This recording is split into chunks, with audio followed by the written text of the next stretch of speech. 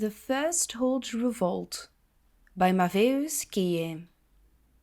The story of how Hlalus Helseth's sister kept the Somerset Isle city of Firsthold. You told me that if her brother won, she would be sister to the king of Wayrest, and Reman would want to keep her for the alliance. But her brother Helseth lost, and has fled with his mother back to Morrowind, and still Reman has not left her to marry me.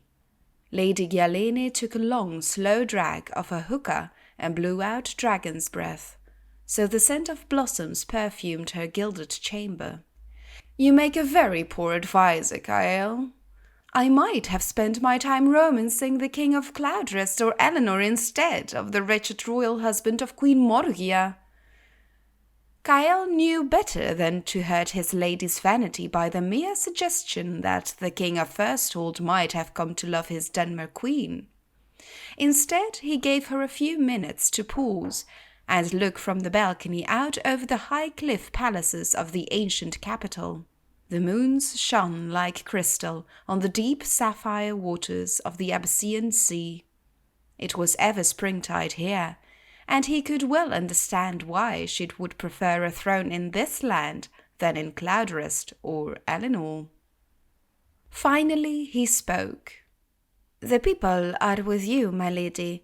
They do not relish the idea of Reman's dark elf heirs ruling the kingdom when he is gone. I wonder, she said calmly, I wonder if as the king would not give up his queen for want of alliances, whether she would give herself up out of fear. Of all the people of Firsthold, who most dislikes the Dunmer influence on the court? Is this a trick question, my lady? Asked Kael. The Trebite monks, of course. Their credo has ever been for pure Altmer bloodlines on Somerset, and among the royal families most of all. But, my lady, they make very weak allies. I know, said Gyalene, taking up her hookah again thoughtfully, a smile creeping across her face. Morgia has seen to it that they have no power. She would have exterminated them altogether had Reman not stopped her for all the good they do for the country folk. What if they found themselves with a very powerful benefactress, one with intimate knowledge of the court of Firsthold, the chief concubine of the king, and all the gold to buy weapons with that her father, the king of Skywatch, could supply? Well armed, and with the support of the country people, they would be formidable, nodded Kael. But as your adviser, I must warn you. If you make yourself an active foe of Queen Morgia, you must play to win. She has inherited much of her mother Queen Barenzia's intelligence and spirit of vengeance. She will not know I am her foe until it is too late, shrugged Gyalene. Go to the Trebite monastery and bring me Friar Lilim. We must strategize our plan of attack. For 2 weeks, Reman was advised about growing resentment in the countryside from peasants who called Morgia the Black Queen, but it was nothing that he had not heard before. His attention was on the pirates on a small island off the coast called Caluis Lar. They had been more brazen as late, attacking royal barges in organized raids. To deliver a crushing blow, he ordered the greatest part of his militia to invade the island, an incursion he himself would lead. A few days after Reman left the capital, the revolt of the Trebite monks exploded. The attacks were well coordinated and without warning. The chief of the guards did not wait to be announced, bursting into Morgia's bedchamber ahead of a flurry of maidservants. "My queen," he said, "it is a revolution." By contrast, Gyalene was not asleep when Kael came to deliver the news. She was seated by the window, smoking her hookah and looking at the fires far off in the hills. "Morgia is with council," he explained. I am certain they are telling her that the Trebite monks are behind the uprising, and that the revolution will be at the city gates by morning. How large is the revolutionary army in contrast to the remaining royal militia? Asked Gyalene. The odds are well in our favour, said Kael, though perhaps not as much as we hoped.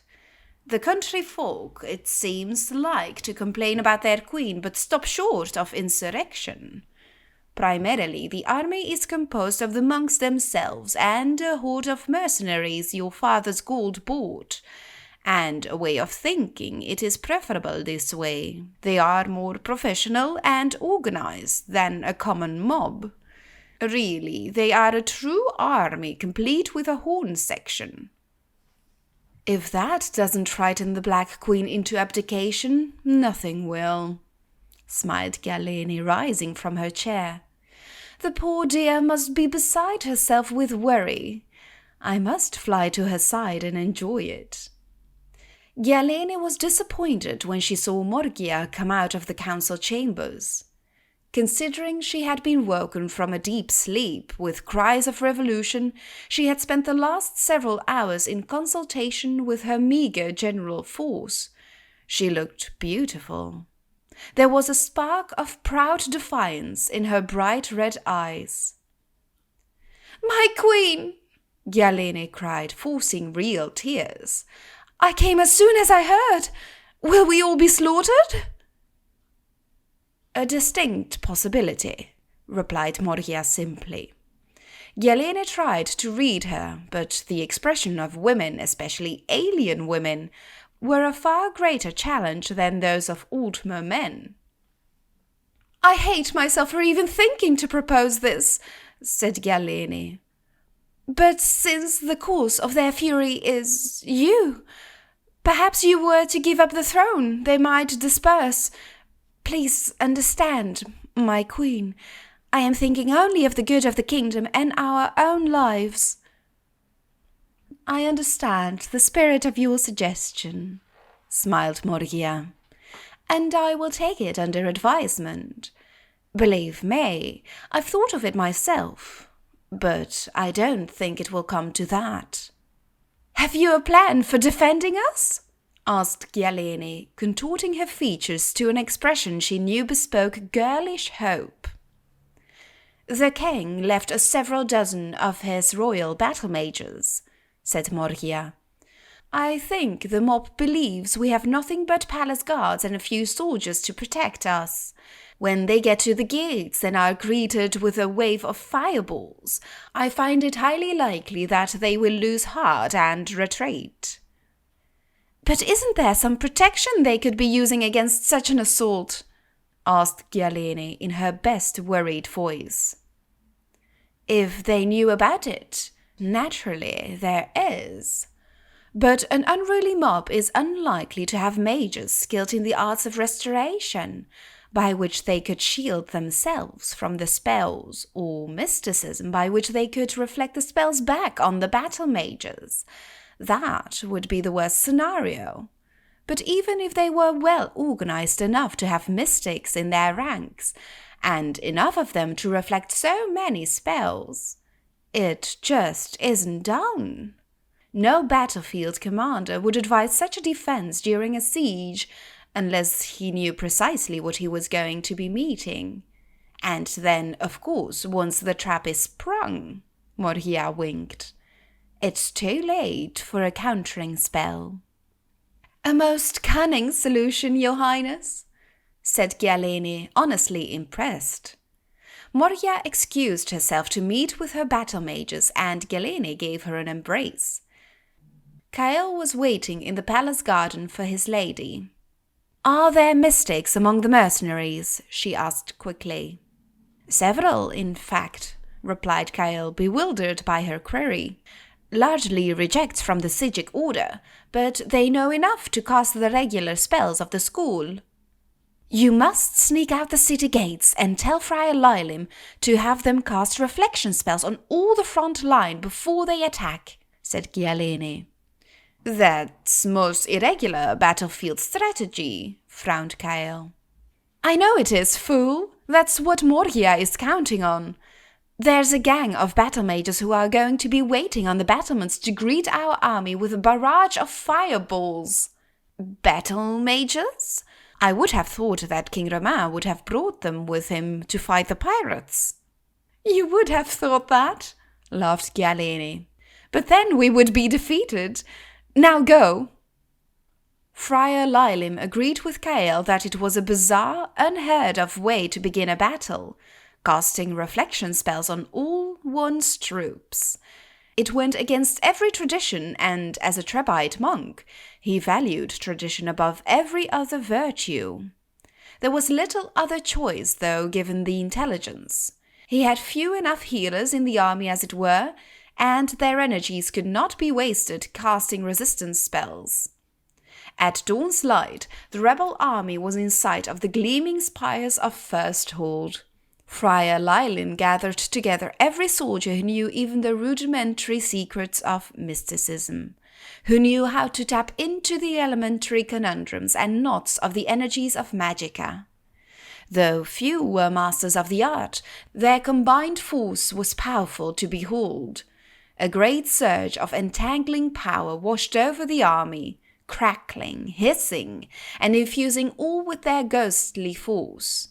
When they arrived at the gates, every soldier, even the least imaginative, knew that no spell would touch him for a long time. Friar Lilim watched his army batter into the gate with the great satisfaction of a commander who has counteracted an unthinkable attack with an outrageous defense. The smile quickly faded from his face. They were met at the battlements not by mages, but by common archers of the palace guard. As the flaming arrows fell upon the siegers like a red rain, the healers ran in to help the wounded. Their healing spells reflected off the dying men, one after the other. Chaos ruled as the attackers suddenly found themselves defenseless and began a panicked, unorganized retreat. Friar Lilim himself considered briefly holding his ground before fleeing himself. Later he would send furious notes to Lady Galene and Kael, but they were returned. Even his best secret agents within the palace were unable to find their whereabouts. Neither had, as it turns out, much previous experience with torture, and they soon confessed their treachery to the king's satisfaction. Kael was executed, and Galene was sent back with escort to her father's court of Skywatch. He has still to find a husband for her. Reman, by contrast, was elected not to take a new royal concubine. The common folk of Firsthold considered this break in palace protocol to be more of a sinister alien influence of the Black Queen, and grumble to all who will listen.